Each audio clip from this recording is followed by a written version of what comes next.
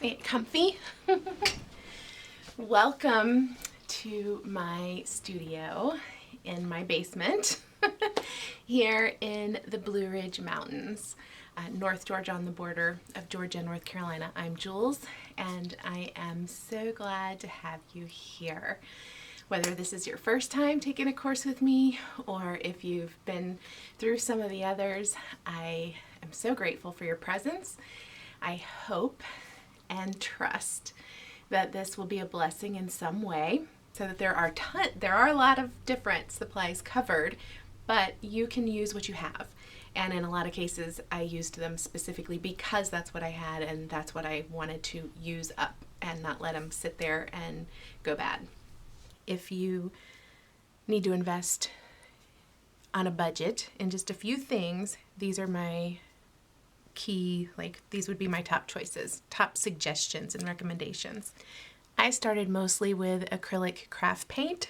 So I brought this one out, which is a new one for me, just because it was an easy way to share, that you might be able to get something as a set like this, and this would be enough to get started.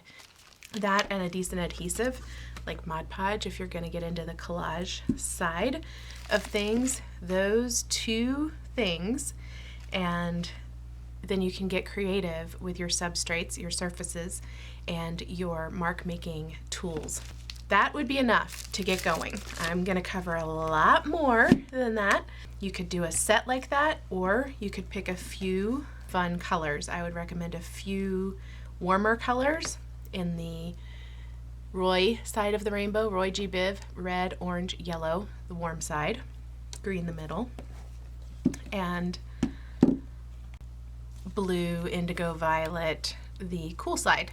So a couple warm colors, a couple cool colors, maybe a few neutrals, but you can usually kind of make those, and a white, whichever ones you really are drawn to, any favorites.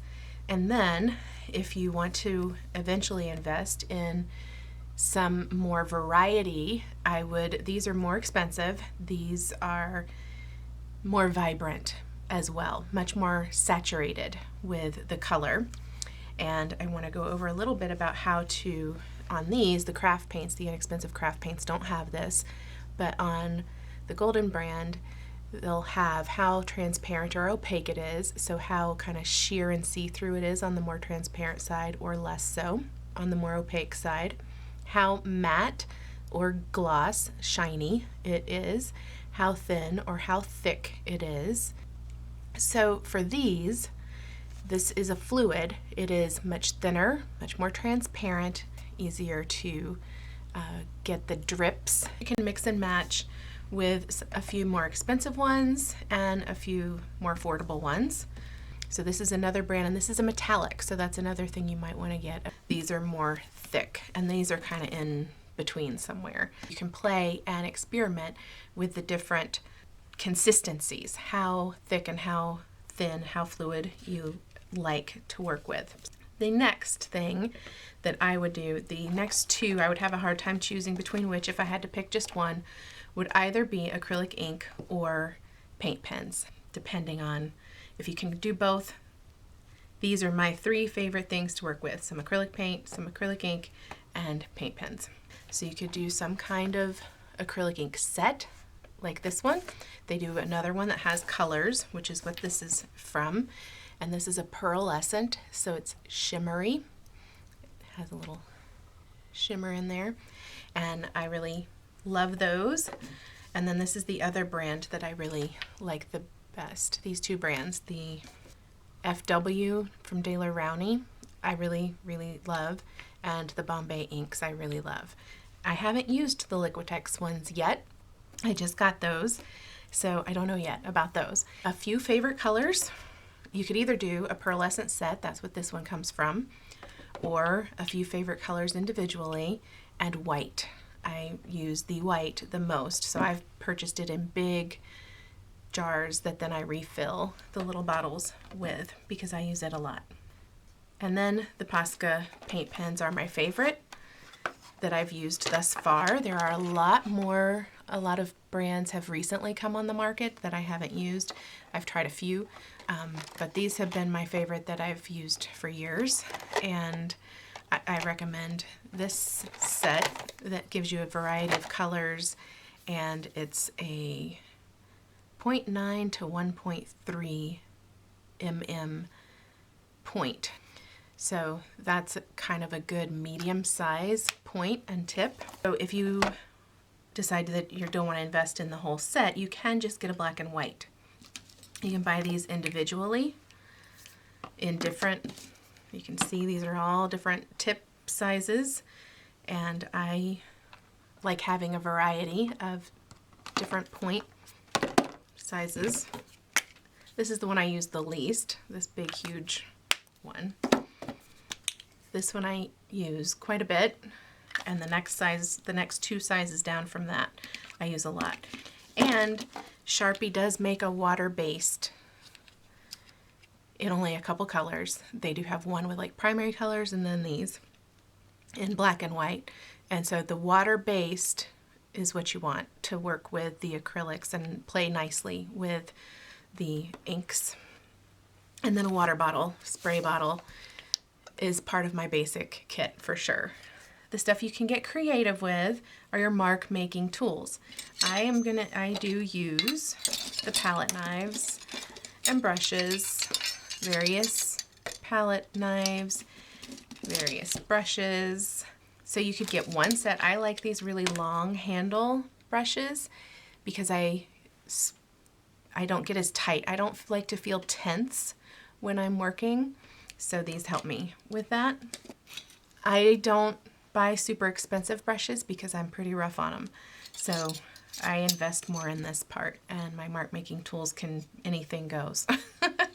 I do like these foam brushes for getting a different effect, blending, not having as much of a brush-like mark.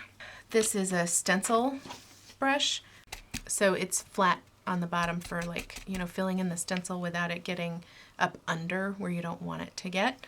So that if you're going to invest in a couple different brushes, you might want to do one of those. This is a brayer, roller, and then substrates. So I recommend having the basics for the substrate. I would have a pad of watercolor paper, and you could get by with just this and do everything on it if you have to work on a budget. This one is 140 pound, 300 gram. That is going to handle the fluid. Like I like to use a lot of water with my paint, and so this watercolor paper is going to work better for that than other paper. So this one is 117 gram, and even though they're calling that heavyweight, that's only for heavyweight for maybe sketching, not for watery stuff.